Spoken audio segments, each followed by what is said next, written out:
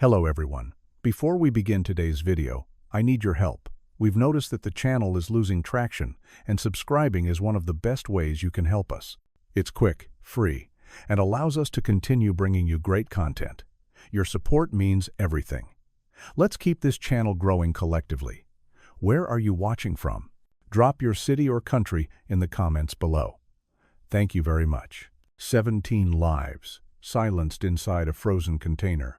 A powerful network, stretching across oceans, thriving in the shadows, and one relentless investigation that risked everything to pull those secrets into the light. This is not just a crime story, it's a reminder of how fragile trust can be, and how far justice must go to protect the innocent. If you care about stories that matter, about lessons drawn from darkness and courage, then stay with us until the end.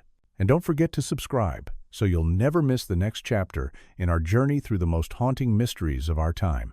It was a cold November night in 2011, the kind of night when the Atlantic waters off Cape Cod looked like steel under the faint moonlight. The wind carried the bite of early winter, sharp enough to sting the cheeks of the Coast Guard crew patrolling aboard the cutter USCG Vigilant. At 2 in the morning, most of Massachusetts lay quiet and still, but inside the radar room, a green blip appeared where no vessel was supposed to be. The blip marked a fishing boat, about 50 feet long, moving strangely in the dark. Its navigation lights were off, its transponder silent, and instead of heading toward the harbor or deeper into the ocean, the boat drifted in uneasy circles, like a shadow lost at sea.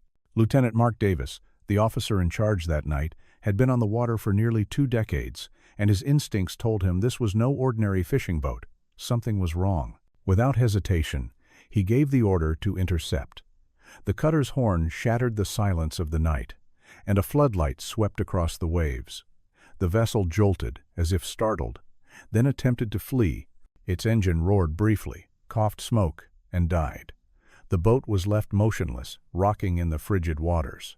When the Coast Guard drew alongside, their light revealed 3 men on deck, shivering and pale. The one at the helm introduced himself as Robert "Bobby" Harris, a 52-year-old fisherman.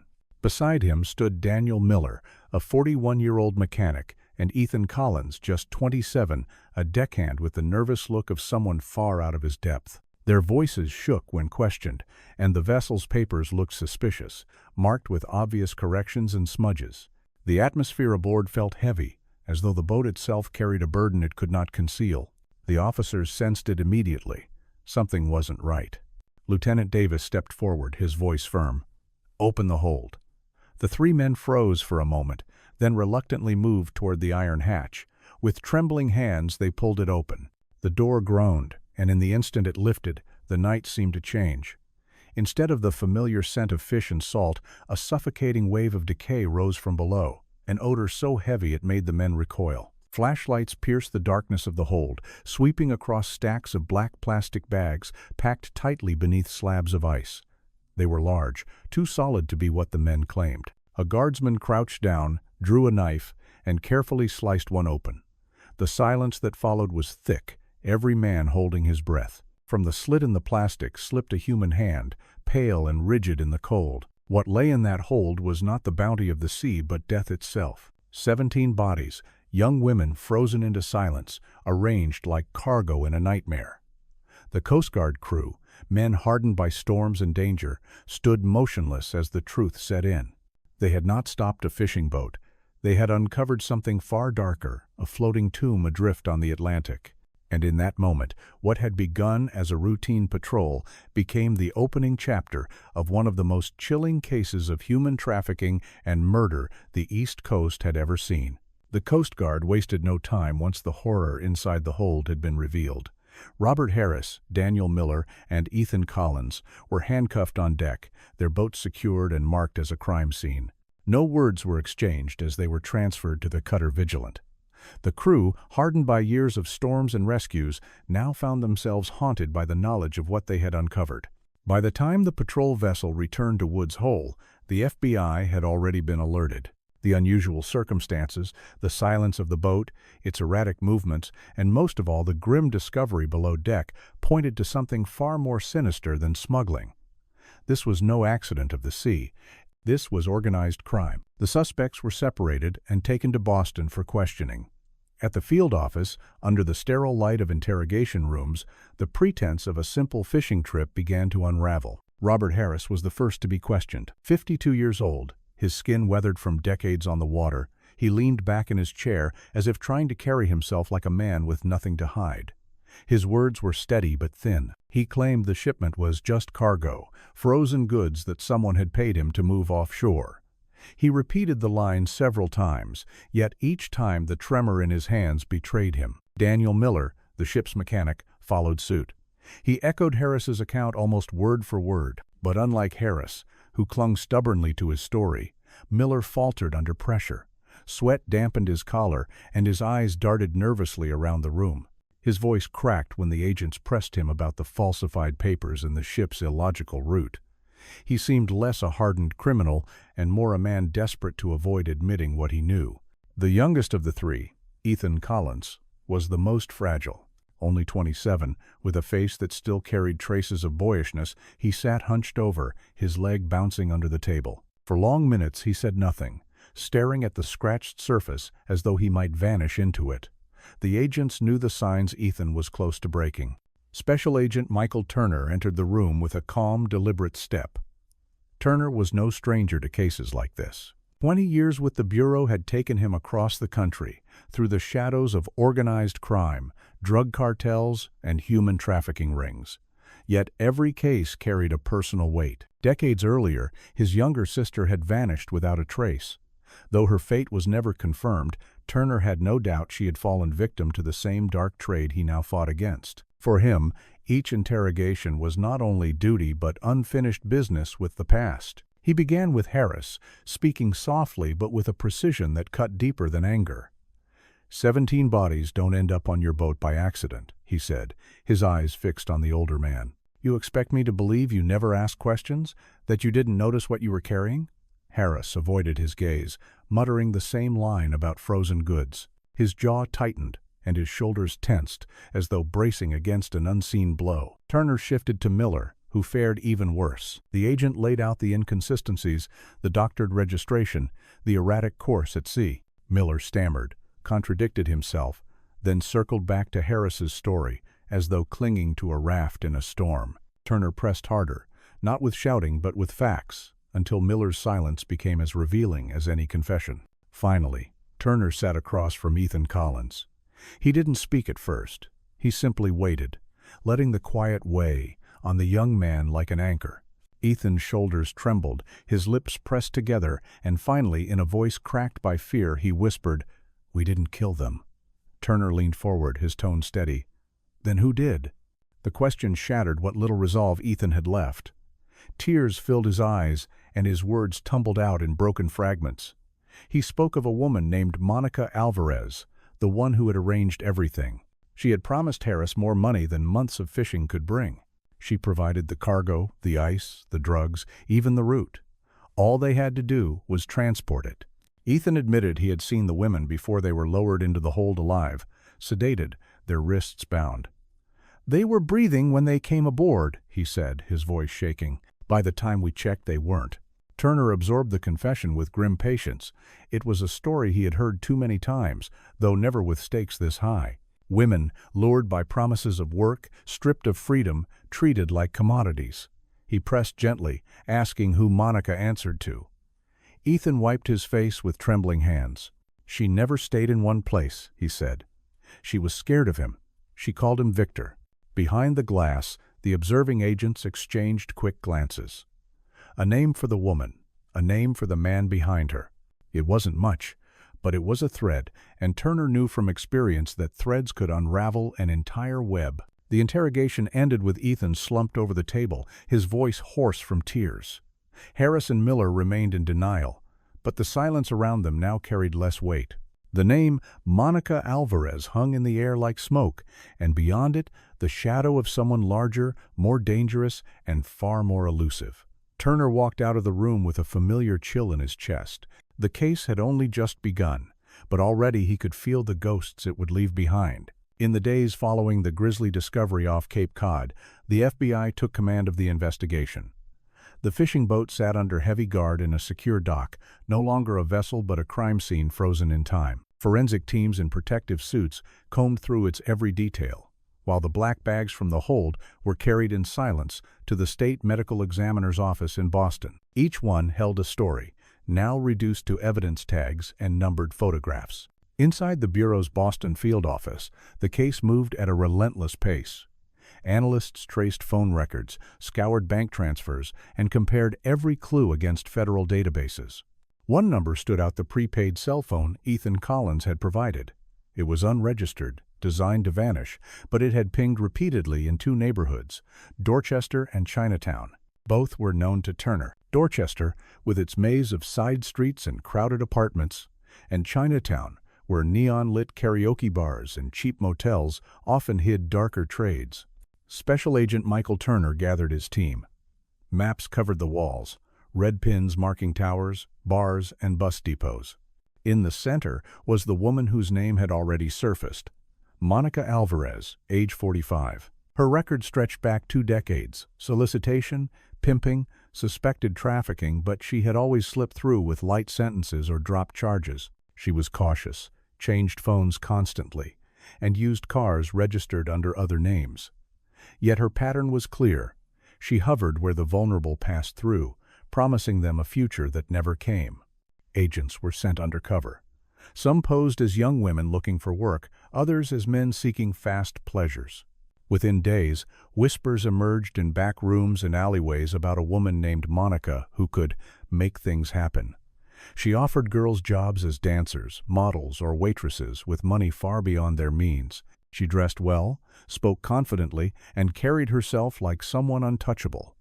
To Turner, she fit the profile perfectly, the local spider at the center of the web. Turner studied her photographs, each grainy image showing the same confident stride, the same white Mazda SUV parked outside seedy clubs and late-night diners.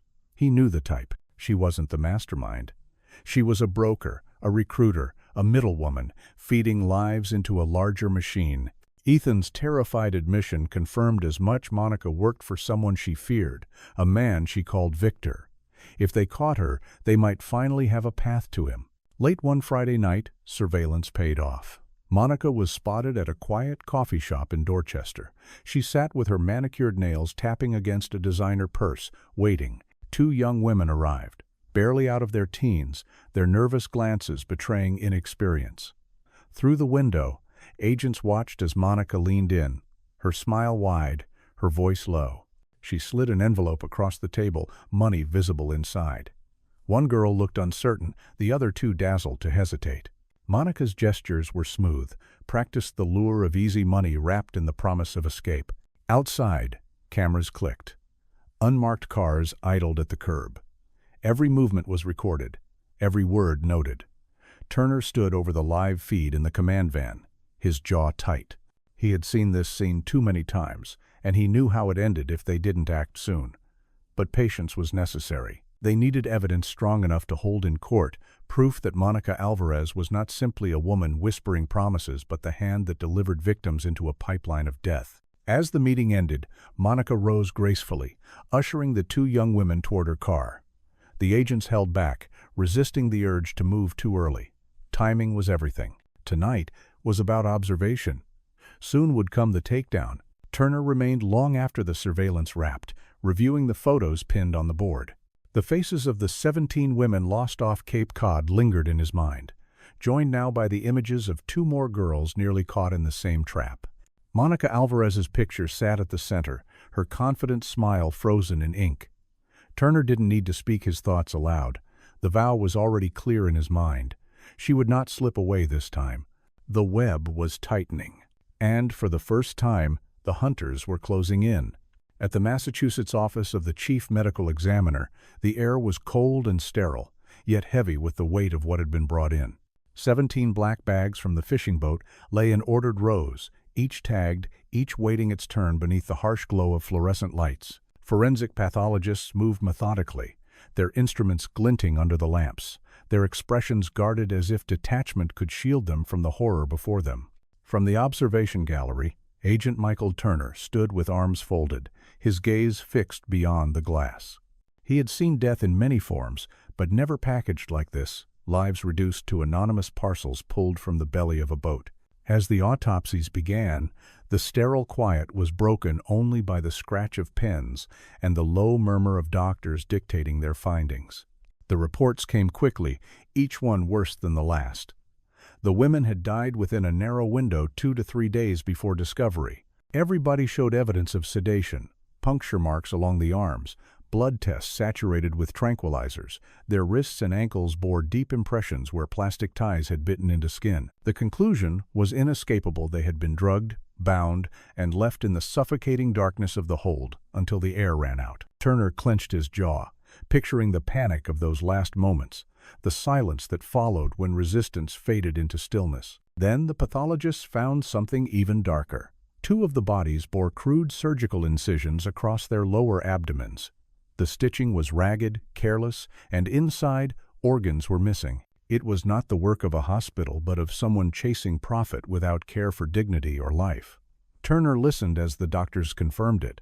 This was not only trafficking, it was harvesting. The room where the agents gathered afterward fell into an uneasy hush.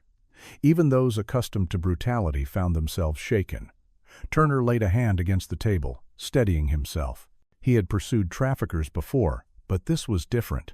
This was organized, clinical, and merciless, a machine where human beings were stripped of worth except for what their bodies could yield. Amid the despair came a single thread of identity. One of the women bore a small tattoo, a red rose on her shoulder blade, vivid even against pallid skin. Fingerprints were run through national databases, and within days the name returned. Emily Johnson, 21, from Ohio. Turner received the file himself. Emily had vanished 3 weeks earlier, her mother reporting that she was heading to New York for a job in a club. The promised call never came. Turner closed the folder, feeling the familiar tightening in his chest. Behind every victim was a family waiting for answers that never arrived. When Linda Johnson was brought to Boston to confirm, the sterile quiet of the morgue gave way to raw grief. She pressed a trembling hand against the photograph of her daughter and broke into sobs that echoed down the corridor. Turner stepped aside, granting her space, but the sound lingered in his ears. For every bag on that dock, there was another Linda somewhere, waiting, hoping, and now shattered. The findings reframed the investigation. These were not nameless victims hidden from the public eye. They were daughters from American families, women lured by promises of opportunity and discarded when they no longer served their purpose. Turner convened his team that evening, the board before them filled with Monica Alvarez's surveillance photos, now joined by autopsy reports and Emily's file. His voice was steady, but beneath it ran steel. This is not a small operation. Monica recruits, yes, but she answers to someone bigger. And now we know what they're selling is not just labor or flesh. They're selling what's inside. The room was still. No one needed him to spell it out. Organ trafficking was not local, not small time. It required connections, markets, and the kind of infrastructure only a network could provide. The name Ethan Collins had whispered Victor now loomed larger than ever, not just a shadow but the architect of something vast. That night, Turner lingered in the empty office. The photo of Emily Johnson sat before him, her youthful smile frozen in time, the tattoo of the rose barely visible on her shoulder. It was the mark that had spoken when she could not, carrying her story back into the light. Turner traced the image with his eyes, then whispered to the silence, "For you, Emily, for all of them, we'll bring him down." The bodies had given up their truths, and with them the investigation crossed a line. What had begun as a mystery at sea was now revealed as a window into an empire of exploitation. Somewhere beyond Boston, across borders and in shadows, the man named Victor waited, and the Bureau was preparing to follow the trail straight to him. By early December of 2011, weeks of surveillance had finally narrowed Monica Alvarez's routine to a pattern the Bureau could use. She moved through Boston's shadows with the same calculated grace, switching cars, swapping phones, never staying in one place for long. Yet even the most cautious left traces, and her trace led to a quiet coffee shop in Dorchester. Intelligence confirmed she would meet 2 young women there, 19 and 20, both fresh arrivals from the Midwest. They had been seen at a bus terminal days earlier, clutching small suitcases and speaking to strangers who promised them work. Now they were walking straight into Monica's hands. The Bureau had no room for mistakes. In the back of an unmarked van, Agent Michael Turner laid out the plan. A map of the block was spread across the table, each entrance marked, each agent assigned a position. His tone was calm but left no doubt. We hold until she makes the pitch. Once she moves them out, we close the door. Agents filtered into the street, blending with the ordinary rhythm of the neighborhood. Two positioned themselves at the bus stop across from the cafe. Another slipped behind the counter, disguised in an apron, while two more sat in booths, nursing coffee and pretending to scroll their phones. Every angle was covered, yet the cafe itself hummed with nothing more than the sound of spoons against cups and low conversation. At 3 o'clock sharp, Monica arrived. She wore a patterned dress beneath a heavy coat, her hair styled, her handbag large enough to suggest wealth without subtlety. She carried herself like someone who had never once considered being caught. The two girls sat waiting at a corner table, their voices soft, their smiles tentative. Monica slid in beside them with ease, leaning close, speaking in a low, persuasive tone. Through the feed from a hidden camera, Turner watched the conversation unfold. Monica's gestures were fluid, confident. She reached into her purse and produced an envelope, sliding it across the table. The girls hesitated, one looking to the other, but the sight of cash softened their resistance. Monica's voice was calm, coaxing, the promises familiar. Good jobs, quick money, a future brighter than the one they had left behind. Turner's pulse steadied as he waited. The envelope was enough, the promises were enough, but the moment had to be precise. Too soon, and the defense would argue entrapment. Too late, and the girls would be gone. Then came the signal. Monica rose from her seat, motioning toward the door, her smile widening as the girls gathered their coats. "Now," Turner ordered. The cafe erupted in sudden motion. Chairs scraped as one agent stepped from the booth to block Monica's path. Another secured the exit, flashing his badge. Outside, plainclothes officers closed in, their movements swift and coordinated. In less than 30 seconds, Monica's arms were pinned, her handbag on the floor, her voice raised in protest. The girls froze in place, wide-eyed, until a female agent guided them aside, assuring them they were safe. The scene settled into silence almost as quickly as it had begun. Patrons stared, some whispering, others clutching their drinks as if to anchor themselves in the sudden storm. Monica was led outside, her expression shifting from outrage to cold defiance. She no longer looked like the confident recruiter. She looked like a woman caught in a trap she hadn't expected. Turner entered the cafe, his presence steady. He crouched beside the two girls, who sat trembling, one with tears streaking down her cheeks. "You're safe now," he told them gently. "She won't take you anywhere. We'll make sure you get home."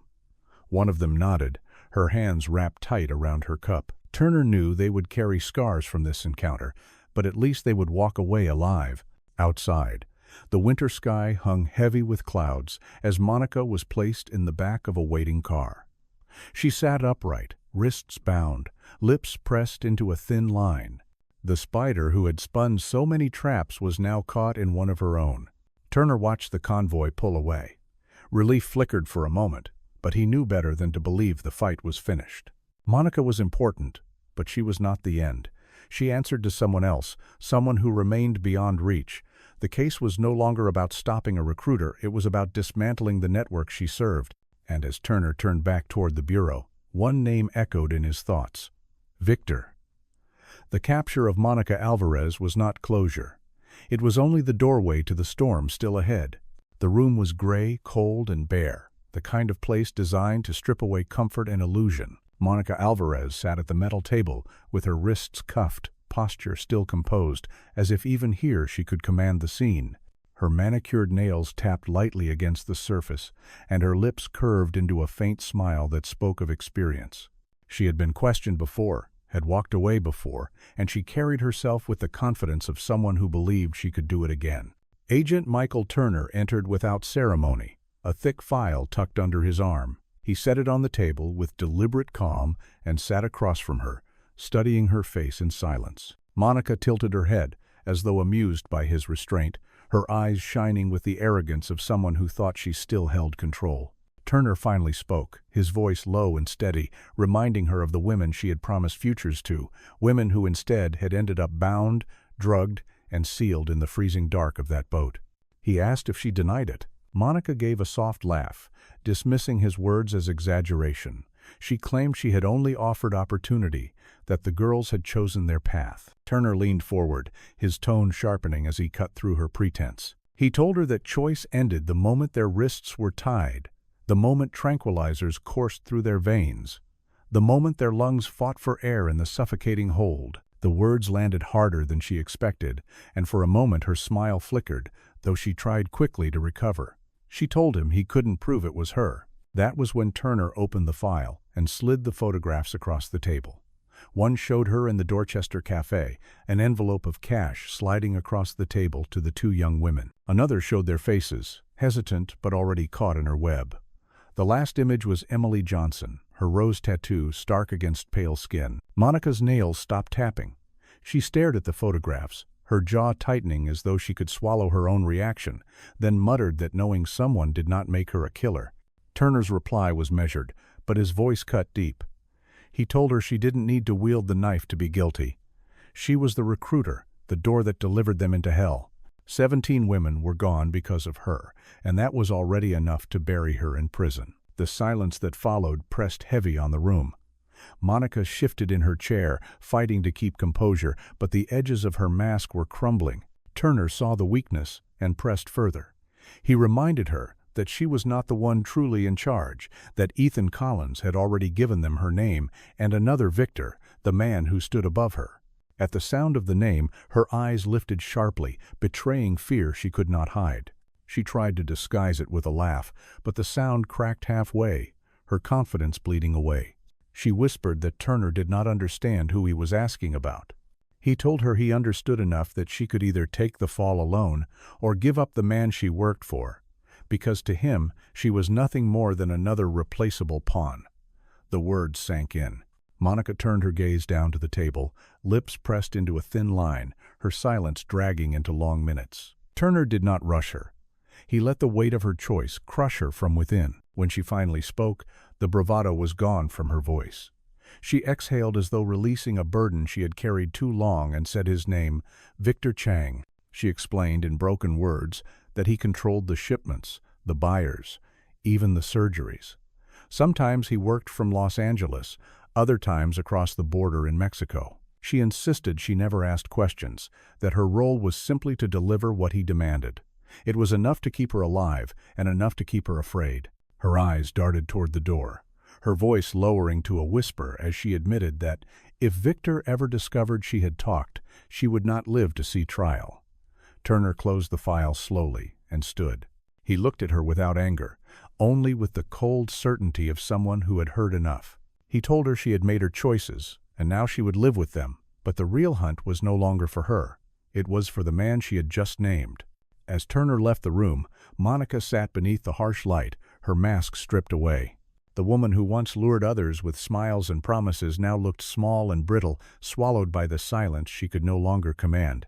And somewhere far beyond Boston, Victor Chang continued to move freely, unaware that his name had just been spoken aloud inside an FBI interrogation room and that the chase for him had already begun. The name Victor Chang lingered in the Boston field office long after Monica Alvarez whispered it in the interrogation room. For weeks, the task force had been piecing together fragments, burner phones, partial testimonies, financial transfers, but now everything pointed toward one man. Chang was no recruiter. He was the strategist, the figure moving pieces across borders, while others carried the risk. Agent Michael Turner stood in front of a board covered with maps, phone records, and photographs. At the center, in bold letters, was Victor's name. "If we stop with Monica," he told his team, "nothing changes. Victor built this network. Bringing him down is the only way to end it." Oh. Analysts dug into Monica's seized phones and uncovered repeated international calls routed through Los Angeles. Financial teams traced transfers from Boston to shell companies tied to warehouses near the port of Long Beach. The documents listed seafood and medical supplies, but the timing of shipments and the false registrations told another story. Crates moved at odd hours, some heading south toward Mexico, others vanishing into the city. Turner flew to Washington to present the findings. In a secure room filled with senior officials from the FBI, DEA, and Homeland Security, he projected the photographs of Emily Johnson and the other victims. His words were measured, but the images spoke louder than anything else. 17 women already gone, he said, and they are only the ones we found. This network won't stop at Boston. It runs through Los Angeles, Mexico, maybe further. If we hesitate, more disappear. The officials gave cautious approval for an expanded operation, authorizing coordination with Mexican authorities and Interpol. Back in Boston, the task force grew. Analysts worked around the clock, scanning freight records and wire transfers. One flagged transfer large, routed through a Los Angeles shell company, linked directly back to Monica's Boston accounts. For Turner, it was confirmation. Victor's network wasn't a rumor. It was here, tangible, and still active. Turner and a small team relocated to Los Angeles, where the sprawl of freeways and neon lights made the city a maze of shadows. Working with the local FBI office, they placed warehouses under surveillance. From unmarked cars, agents watched trucks roll in and out under cover of darkness, crates stamped with false labels.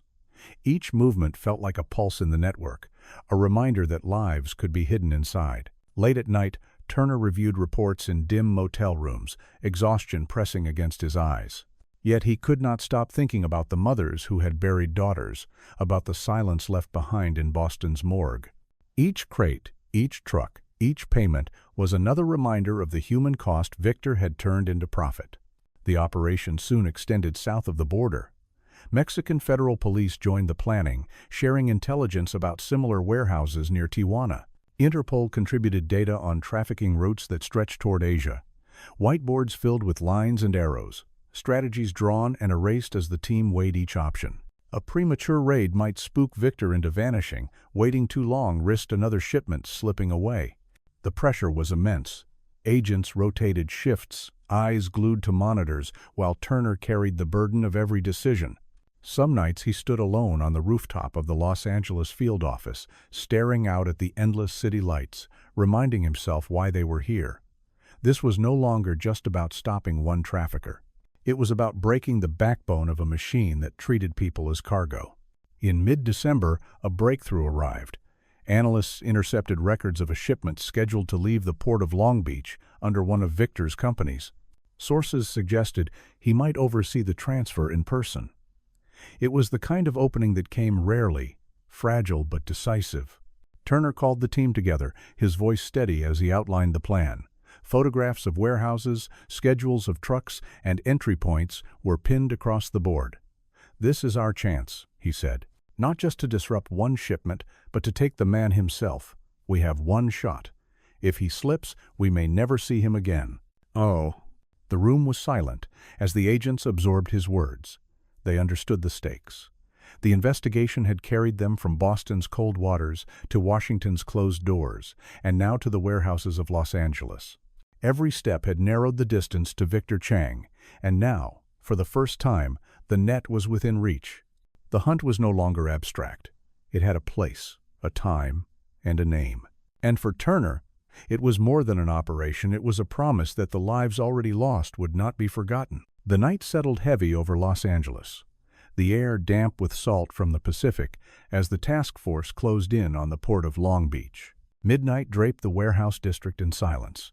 The only sound, the low hum of truck engines and the shuffle of workers moving crates beneath the dim glow of security lamps. From behind a stack of containers, Agent Michael Turner crouched with binoculars pressed to his eyes, watching the target building where weeks of surveillance had led them. His team was scattered in shadows, hidden among parked trucks and loading bays, each man and woman steady, waiting for the moment when whispers and paperwork would give way to action. Inside, the scene looked ordinary enough. Forklifts buzzing, men calling out instructions, pallets stacked with crates marked seafood and medical supplies.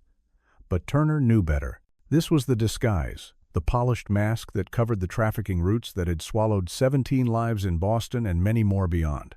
And somewhere among the shadows moved the man they had chased from rumor into reality. The confirmation came in his earpiece, a calm voice cutting through the static. "Target in sight, northeast entrance. Black coat, silver tie." Turner lifted the binoculars, and there he was, Victor Chang.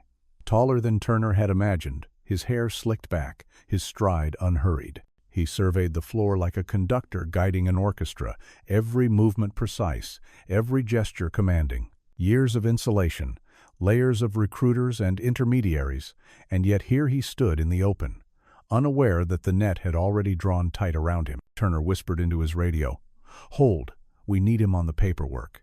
The seconds dragged, every breath loud in his chest. Then Victor reached into his coat, drew a pen, and signed the manifest. A small motion, but enough to tie him directly to the shipment. Turner's hand tightened on the radio. "Execute." Light shattered the darkness as floodlamps roared on, blinding white beams slicing across the yard. Voices rang out like thunder. "FBI, federal agents, hands up!" The quiet order of the warehouse dissolved instantly into chaos. Workers dropped crates that cracked open against the floor. Forklifts screeched to a halt. Men shouted in panic, some freezing in place while others bolted for the exits. Agents poured in from every angle, weapons drawn, badges flashing, boots pounding across the concrete. And then Victor moved. He spun toward the far exit, coat whipping behind him, and ran. Turner surged forward, weaving through the blur of bodies and toppled pallets. The night became a storm of noise sirens, radios, the metallic crash of crates splitting apart, but Turner heard only the drum of his own heartbeat as he chased the man who had haunted every map and briefing for months. Victor darted through a gate and into an alley where a black SUV screeched to a stop, its back door flung open, a driver shouting for him to get in. Turner pushed harder, lungs searing, his weapon raised as he shouted, "Stop, FBI!" For a fleeting moment, Victor glanced back, eyes locking with Turner's under the harsh yellow of a streetlight. It was the look of a man who knew the walls were closing, yet still fought to slip through the cracks. The SUV lurched forward, but another bureau vehicle came roaring into the alley, swerving broadside and slamming into its path. The crash echoed against the warehouses, metal screeching, glass scattering across the pavement. The escape car spun sideways, blocking Victor's only way out. He stumbled, caught between desperation and defeat, and in that instant Turner lunged. The tackle slammed them both to the ground, the shock rattling through Turner's bones, but his grip locked firm. Victor thrashed, fists striking, his voice a guttural roar of rage, yet within seconds agents swarmed, pressing him down, clamping cuffs over his wrists. The alley blazed with noise and light sirens wailing, radios barking orders, agents shouting as the last of Victor's men were dragged from the warehouse. Turner pushed himself up onto one knee, chest heaving, staring down at the man who had seemed untouchable for so long. Victor Chang, architect of suffering, was no longer a shadow on a board. He was flesh and blood, restrained on the cold concrete, his face twisted in fury. Victor spat blood onto the ground and hissed through clenched teeth, "You think this ends with me? Another will take my place." Turner steadied his breath, his voice calm but cutting. "Maybe, but tonight, it's you." Agents hauled Victor to his feet and shoved him toward the waiting convoy. Turner remained still for a moment, the night air thick with diesel and ocean salt, the adrenaline slowly ebbing from his veins. Around him, the team worked with practiced precision photographing evidence, securing crates, sealing off the scene, but all he saw was Victor disappearing into the back of a bureau vehicle, chains rattling as the door slammed shut. For months, Victor had been a ghost, a name whispered in fear, a face no one could pin down. Now he was here, captured, the myth broken. Turner let the weight of it settle, knowing this was not the end, that networks like Victor's had roots stretching far beyond Los Angeles, but it was a blow that mattered, a fracture in the empire of shadows. And for the first time since Boston's waters had given up their frozen dead, Turner felt that justice was no longer a dream in the distance.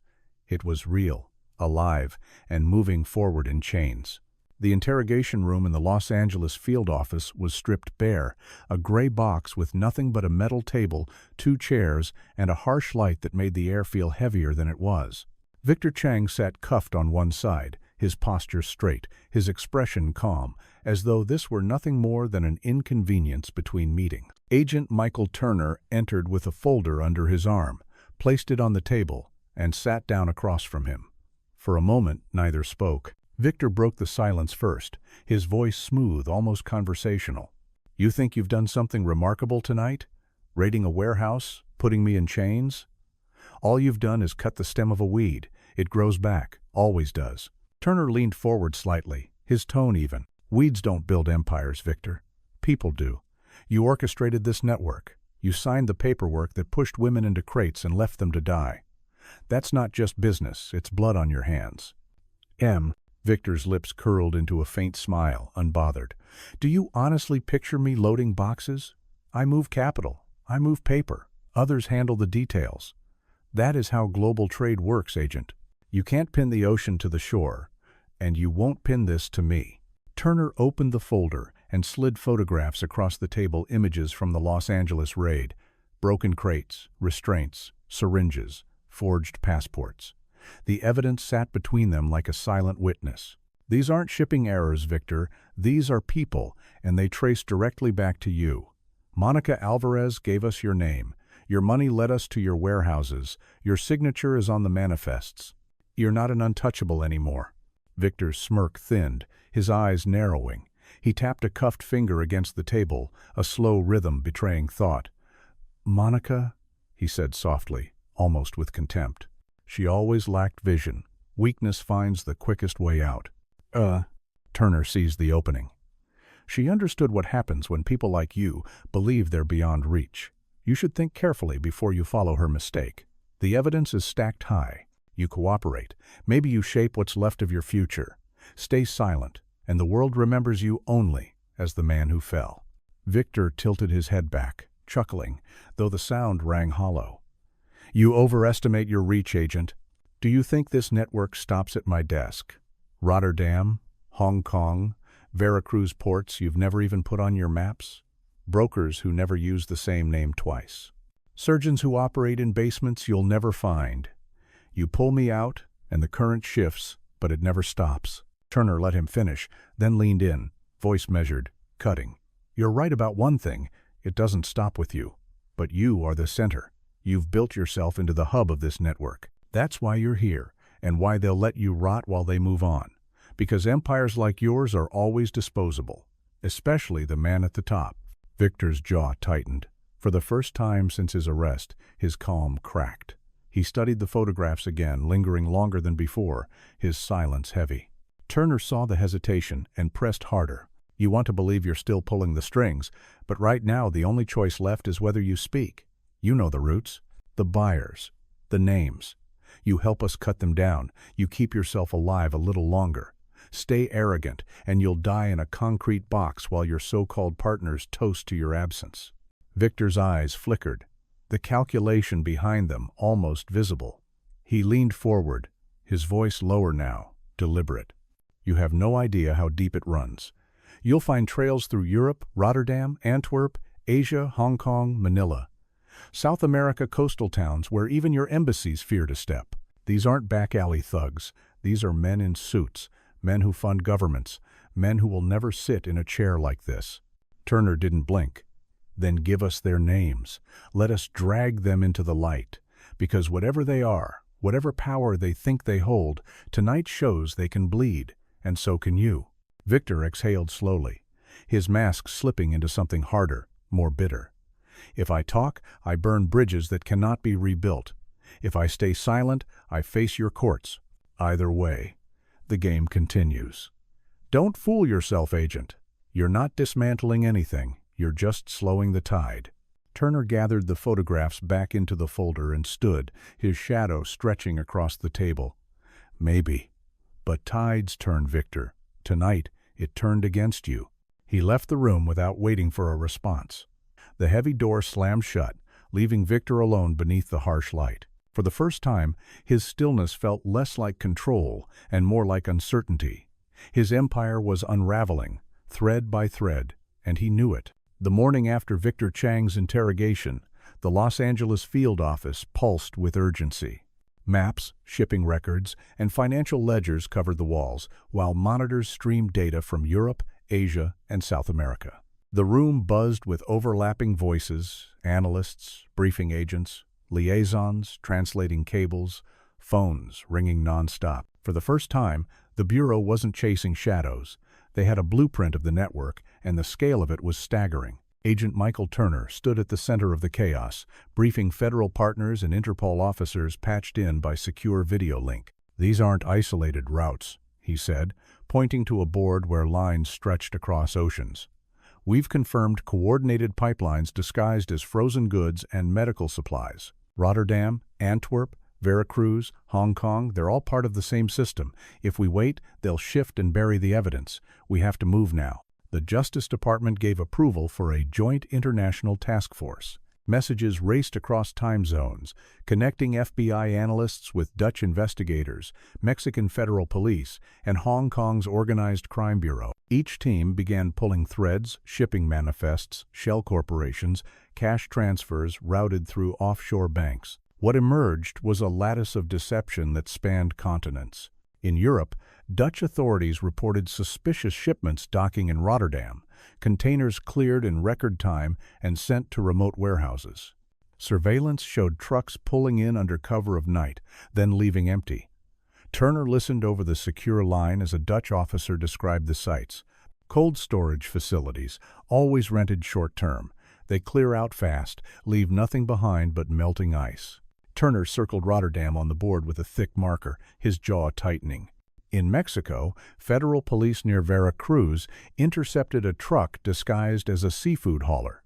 Inside, hidden beneath crates of frozen shrimp, were two women sedated and bound, barely clinging to consciousness. Turner read the cable twice, the clinical language unable to mask the horror. The women were rushed to a hospital. They survived, but their stories confirmed the same recruitment lies that had surfaced in Boston. Half a world away, Hong Kong investigators traced shell companies back to Chang's financial web. Corporate directors were phantoms' identities that dissolved and reappeared under new names. Accounts shifted overnight, millions wired through layers of offshore banks before vanishing into private holdings. "It's like chasing smoke," one liaison admitted during a late call, his voice tired. "Every time we reach for it, it changes form." Each report drove home the same reality. Victor hadn't exaggerated. The network was vast, resilient, and dangerous. Yet for the first time, it was exposed to coordinated pressure. The task force split into regional strike teams. Turner remained in Los Angeles, but every night he was on calls that stretched until dawn, his office glowing with the light of maps and monitors. He listened as Dutch officers described raiding a warehouse only to find it stripped hours earlier, the floor slick with melted ice. He read the Mexico updates, where agents feared corruption within their own ranks, wondering who had tipped off traffickers before raids. He heard frustration from Asia, where court orders stalled and shell companies vanished into bureaucratic smoke. For every breakthrough there was a setback, and Turner felt the weight of each. He remembered Boston often, but he didn't linger. The images of the frozen hold were always with him. He didn't need to repeat them to stay driven. What mattered now was preventing the next shipment, the next vanishing. Momentum built slowly. Interpol issued red notices, plastering names and faces across border checkpoints. Assets were frozen, accounts locked, and some middlemen finally taken into custody. Word spread through ports and back alleys that the network was no longer untouchable. Still, resistance was fierce. In South America, a warehouse was torched before police could raid it, the flames destroying both evidence and lives hidden inside. In Europe, 2 informants disappeared after leaks hinted at inside compromise. Late one night, Turner joined a secure call with Dutch and Belgian officers. The screen flickered with their faces, weary but determined. "We think Antwerp is next," one of them said. "A shipment scheduled within days, same signatures as Rotterdam, same shell companies." Turner leaned closer, his voice firm. "Then Antwerp is where we make our stand. No more near misses. This time, we close the door before it shuts on us." When the call ended, Turner remained in the operations room, staring at the wall where red lines crisscrossed the globe. To others, it might have looked overwhelming, a web too tangled to cut apart. To him, it was a reminder that even the largest webs fray when pulled from enough angles. He exhaled, steadying himself. The next move would take them to Europe, and it would not be easy. But for the first time, he believed the network was starting to feel pressure, the kind that could crack even the strongest facade. The port of Antwerp never slept. Even in the hours before dawn, the skyline glowed with the lights of cranes swinging steel containers from ships to the docks. Trucks rolled in endless lines, engines rumbling, their exhaust mixing with the salty air of the Scheldt River. To most it was the hum of commerce, the beating heart of Europe's trade. But in a quiet trailer parked at the edge of the docks, tension thickened like storm clouds. Inside, Agent Michael Turner stood with Belgian federal police and Dutch investigators, eyes fixed on a digital map glowing on the wall. A red marker blinked over one container, scheduled to move that morning, its papers stamped Frozen Imports Limited. Intelligence from Interpol flagged it as part of Victor Chang's surviving routes. The manifests claimed frozen poultry, but the signatures matched Los Angeles and Rotterdam. Turner's gut told him this was more than just another false shipment. "Once it clears customs, we follow," he told the assembled teams. "No action here at the port. We wait until it reaches the warehouse. The closer we get to the handlers, the closer we get to the network." Heads nodded, radios crackled, and agents checked their vests in silence. Just after 6, the target container rolled down from the docks on a flatbed truck. Customs waved it through in seconds, stamping the paperwork with barely a glance. Turner's jaw clenched. Someone in the system was smoothing the way. The convoy tracked the truck as it wound out of the port and into the gray sprawl of Antwerp's industrial belt.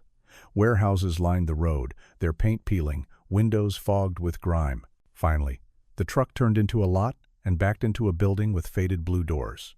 Surveillance confirmed men waiting inside. Turner gave the signal. "Teams Alpha and Beta, move in.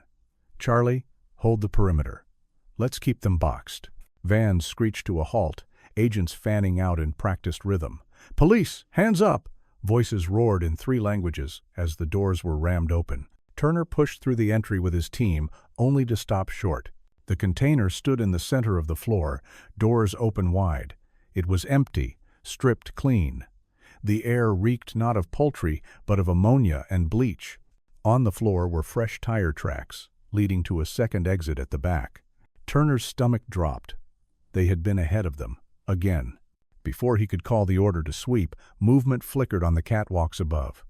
Gunfire split the air, muzzle flashes lighting the shadows. Bullets ricocheted off steel beams as agents dove for cover behind pallets and forklifts. Turner hit the ground, shouting into his radio. "Ambush! Keep low! Return fire!" The warehouse erupted into chaos. Gunmen in workmen's jackets poured fire from the catwalks, shouting in rapid bursts of Flemish and Spanish. Glass exploded from high windows, raining shards onto the floor. A Belgian officer went down with a cry, his partner dragging him toward cover. Turner fired back, his ears ringing, the air thick with gunpowder and fear. It wasn't a random firefight. It was staged, carefully prepared. The empty container was bait, the warehouse a kill box. Somewhere along the line, their plans had leaked. "Do we pull out?" a Dutch officer shouted, pressed against the wall. Turner scanned the scene the agents pinned down. The attackers spread thin along the catwalks. "Negative," he barked. "Alpha, keep their fire. Beta, flank right, take the stairs. Charlie, hold the exits. No one gets out." The order cut through the chaos. Teams shifted, coordinated fire, pushing the attackers back. Turner moved with 2 officers along the side wall, his heart pounding, weapon steady. They climbed the metal stairs under cover fire, burst onto the catwalk, and forced 2 gunmen down. Another fled, leaping onto a lower platform before being tackled by Belgian police waiting below. Minutes dragged like hours, but the tide shifted. One by one, the gunmen dropped their rifles or were subdued. The echoes of gunfire finally faded, leaving only the sharp smell of burnt powder and the drip of leaking pipes. Turner stood in the silence, chest heaving, scanning the wreckage. The container was still empty. No victims, no evidence. Only the bitter certainty that they had been outmaneuvered. Captured attackers were dragged to waiting vans, their faces expressionless. Turner crouched near the puddle of chemical-stained water seeping from the container. A discarded logbook lay half-soaked on the floor, its pages ripped but legible enough to show routes and initials. It was something, but not enough to call this a success. An officer approached, sweat streaking his face. "We had a leak," he said grimly. "They cleared the container hours before we arrived." Turner closed his eyes for a moment, forcing down the surge of anger. Then he rose, voice low but resolute. "We plug the leak, and we move again before they can reset. They think they can turn this into a message. We'll answer it." Outside, the city's port roared back to life, as though nothing had happened, cranes groaning, trucks rumbling, commerce flowing. But inside the convoy, pulling away from the warehouse, the mood was heavy. They had survived the trap, but the network had proven it was still watching, still adapting. Turner sat in the back of the van, gripping the damp logbook. Antwerp hadn't been the victory they needed. It had been a warning, sharp and deliberate. The game was far from over, and someone close to their operation was helping the enemy stay one step ahead. The safe house outside Brussels felt less like a command post and more like a pressure cooker. Hours after the failed Antwerp raid, the Joint Task Force sat around a long table, fatigue and bitterness etched into their faces. Half-empty coffee cups cooled on the surface, alongside scattered maps and radios that no one dared touch. The silence was heavier than the gunfire they had survived. Michael Turner broke it first. He stood at the head of the table, both palms pressed flat. "We tracked the shipment, we followed the container. Yet when we hit the warehouse, it was stripped clean and waiting for us. That doesn't happen by luck." His voice was even, but his eyes burned. "Someone told them we were coming." "Oh." The words dropped like a stone into water. The ripple was immediate. Belgian officers shifted in their seats, muttering in Flemish. Across the table, a Dutch investigator leaned back, arms crossed, gaze hard. No one said it aloud, but the suspicion was written on every face. Interpol liaison Clara de Vries slid a small USB drive across the table. "This was intercepted last night. Snippets of coded chatter. They mention our deployment times, vehicle types, even which teams would lead the breach. That's not guesswork. Someone is passing information from inside this room." Turner plugged the drive into the laptop. Audio crackled to life. Distorted voices switching between English and French, but the details were unmistakable. 2 units, 6 vehicles, move at dawn. Turner felt the cold knot form in his gut. The room erupted. A Belgian officer slammed his fist against the table. "We bled men out there.